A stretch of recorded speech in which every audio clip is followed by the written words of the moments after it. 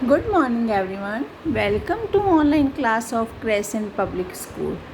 बेटा, पिछली वीडियो तक हमने ये पढ़ा कि एन फ्रैंक, जो कि भूमिगत है, अंडरग्राउंड है द्वितीय विश्व युद्ध के दौरान, तो वो अपनी प्यारी किट्टी के लिए कुछ पत्र लिखती है और उन पत्रों में अपने सेल्फ एक्सपीरियंस को डायरी लेखन विधा से उन्होंने प्रस्तुत किया है। तो हमने पहले कल 23 जनवरी 1944 का पढ़ा। 23 जनवरी 1944 में वो अपने एक्सपीरियंस शेयर करते हुए कुछ फिल्मी हस्तियों के बारे में और फिल्मों के बारे में बताती है कि वो सब कुछ जानती है कि बाहर कौन सी नई फिल्म आई है, कौन उससे लेखक हैं, डायरेक्टर हैं, कौन अभिनेता हैं, और ये सब उसको अपने फ्रेंड और समाचार पत्रों के माध्यम से पता चलता है। वो उनकी कटिंग्स काट कर रखती है और जिससे उसको सब कुछ पता है कि बाहर क्या हो रहा है।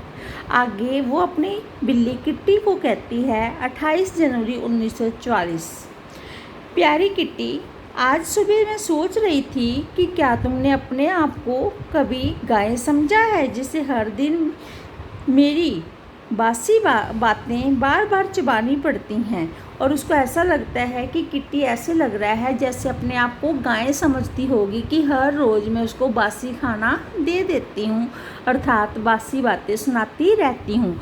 जैसे हम बासी खाना जानवरों को दे देते हैं, रोटी वगैरह बचती है, तो उसकी कंपैरिजन गाय से करती है। इनकी इतनी अधिक जुगाली मीन्स मेल जोड़ जुगाली है कि तुम्हें उबासी आ जाए और तुम मन ही मन कामना करो कि इन कुछ नया समाचार दे।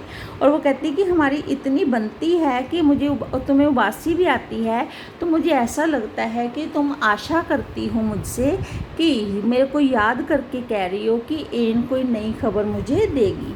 सॉरी, तुम्हें ये नाली के सड़े पानी की तरह नीरस लगता होगा, तुम्हें ये नीरस बेकार सा लगता है, शायद तुम्हें जिसमें आनंद नहीं आता। लेकिन ज़रा मेरी हालत की कल्पना करो जिसे रोज़ रोज़ यही सुनना पड़ता है। वो कहती है कि तुम तो अगर मेरी हालत की कल्पना भी नहीं कर सकती कि तुम्हें तो आज सुनना पड़ रहा है, लेकिन मुझे ये रोज़ सुनना पड़ता है। अगर खाने के वक्त बातचीत राजनीति या अच्छे खाने के बारे में नहीं हो रही होती तो मम्मी या मिसेज वान दान अपने बचपन की उन कहानियों को लेकर बैठ जाती हैं जो हम 1000 बार सुन चुके हैं, या फिर डसेल शुरू हो जाते हैं। और इस प्रकार से वो कहती है कि जब हमें कोई चीज़ अच्छी नहीं लगती, खाने के बारे में नहीं, वो अपनी बचपन की कहानियाँ सुनाना शुरू कर दिया। कौन? वानदान और उसकी मिस माँ। खूबसूरत रेस के घोड़े, उनकी चालोट का महंगा वार्डरोब, लीक करती नावें, बस 4 बरस की उम्र में तैर सकने वाले बच्चे, दर्द करती मांसपेशियां और डरे हुए मरीज, ये सब किस्से। इस प्रकार से वो अपने सारे किस्से शेयर करते हैं, कभी मिसेज वानदान, कभी उसकी मम्मी या फिर मिस्टर डसेल। तो कहानी पूरी कर सकते हैं। किसी भी लतीफ़े को सुनने से पहले ही हमें उनकी पंच लाइन पता होती है कि कोई लतीफ़ा में कोई जोक या मजाक को सुनाते हैं, तो उसको सुनने से पहले ही हमें उसकी 5 लाइनें तो पता ही होती हैं। नतीजा यह होता है कि लतीफ़ा सुनाने वाले को अकेले हंसना पड़ता है और इसका रिजल्ट यही होता है कि सुनाने वाले को इंटरेस्ट आता है लेकिन सुनने वाले को नहीं, तो वो अकेला ही हंसता है। अलग अलग वाले, राशन वाले, कसाई जो घरों की इन 2 भूतपूर्व मालकिनों के संपर्क में आए, इतनी बार उनके चित्रण हो चुके हैं कि हमारी कल्पना शक्ति में उनमें जोड़ने के लिए कुछ भी नहीं बचा। एनेक्सी की यह हालत है कि यहाँ नया या ताज़ा सुनाने को कुछ भी नहीं बचा है, कि जहाँ हम रह रहे हैं वहाँ हमें कुछ भी सुनने को नया नहीं मिलता। फिर भी इन सारी चीज़ों की ताज़ा सुनाने की वो कुछ नहीं बचा है। लोगों की नमक मिर्च लगाकर वह सब कुछ दोहराने की आदत न होती जो मिस्टर क्लीमेन जॉन मियप पहले ही बता चुके होते हैं। वो कहते हैं कि अगर सुनाने की आदत ना होती तो लोग इतना नमक मिर्च लगाकर बातों को बताते ही नहीं। कई बार मैं मेज़ के नीचे अपने आप को खुद चिकोटी काट कर रोके रहती हूँ कि कहीं किसी को टोक ना दूँ। और वो कहती है कि मैं अपने आप को चूंटी काट के रखती हूँ ताकि मैं बोलूँ ना, अर्थात किसी को टोक ना दूँ। छोटे बच्चे खासकर एन कभी भी किसी बड़े को टोकने, सही लाइन पर लाने की हिमाकत ना करे, भले ही उनकी गाड़ी पटरी से उतरी जा रही हो या उनकी कल्पना शक्ति का दिवाला पिट चुका हो, कि उनकी कल्पना शक्ति जवाब दे चुकी हो या फिर कुछ भी हो, लेकिन एन की कोशिश होती है कि वो किसी को ना ही टोके। जॉन और मिसेज क्लीमेन को अज्ञातवास में छुपे या भूमिगत हो गए लोगों के बारे में बात करना अच्छा लगता है। वे जानते हैं कि हम अपने जैसी हालत में जी रहे लोगों की बातें जानने के इच्छुक हैं। हमें उन सब की तकलीफ़ों से हमदर्दी है जो गिरफ्तार हो गए, और उन लोगों की खुशी से हमारी खुशी है जो कैद से आज़ाद कर लिए गए हैं। भूमिगत होना और अज्ञातवास में चले जाना तो अब आम बात हो गई है।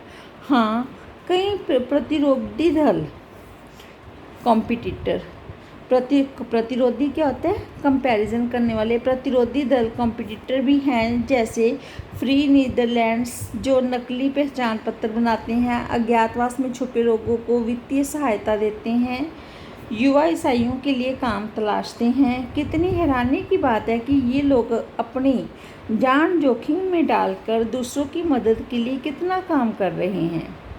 इसका सबसे बढ़िया उदाहरण हमारी मदद करने वालों का है, जो हमारी आज तक मदद करते आए हैं, और उम्मीद तो यही है कि वे हमें सुरक्षित किनारे तक ले आएंगे। इनका जो हमारी आज तक मदद करते आए हैं और उम्मीद है हमें सुरक्षित किनारे पर ले आएंगे, इसका कारण यह है कि अगर वे ऐसा नहीं करते तो उनकी किस्मत भी हमारे जैसी हो जाएगी।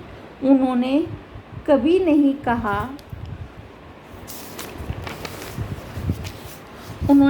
नहीं कहा कि हम उनके लिए मुसीबत हैं। वे रोजाना ऊपर आते हैं, पुरुषों से कारोबार, राजनीति की बात करते हैं, महिलाओं से खाने और युद्ध के समय की मुश्किलों की बात करते हैं, बच्चों से किताबें और अखबारों की बातें करते हैं। वे हमेशा खुशदिल दिखने की कोशिश करते हैं, जन्मदिनों और दूसरे मौक़ों पर फूल और उपहार लाते हैं, हमेशा हर संभव मदद करते हैं।